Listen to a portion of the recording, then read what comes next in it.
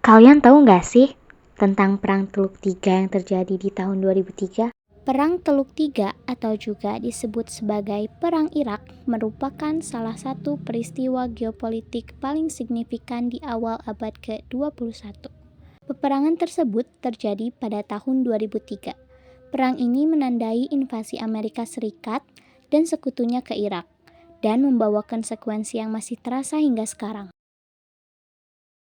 Perang dimulai dengan Operasi Shock and Awe, sebuah serangan udara besar-besaran yang menghancurkan infrastruktur militer Irak. Pada bulan April 2003, pemerintahan Saddam Hussein runtuh.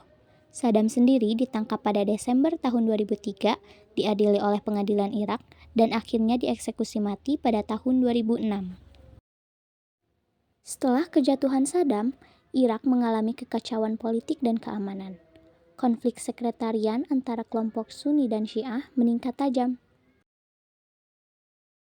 Yang pertama, karena adanya kebijakan unilateralisme Amerika Serikat.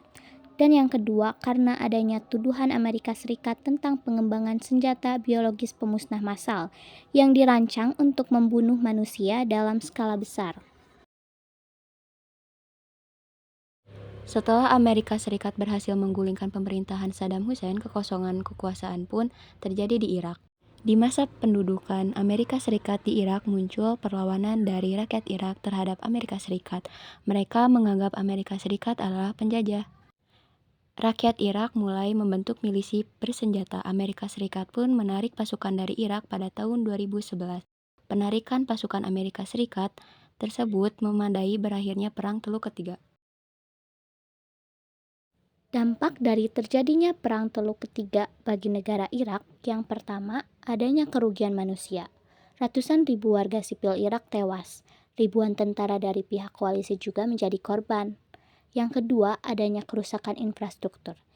Irak menghadapi kehancuran infrastruktur besar-besaran yang mengakibatkan krisis kemanusiaan.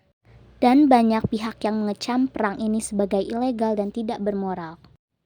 Jadi, Perang Teluk Ketiga tidak hanya menggulingkan Saddam Hussein, tetapi juga membawa Irak ke dalam periode panjang ketidakstabilan. Invasi yang dimulai dengan klaim senjata pemusnah massal menjadi salah satu peristiwa paling kontroversial dalam sejarah modern.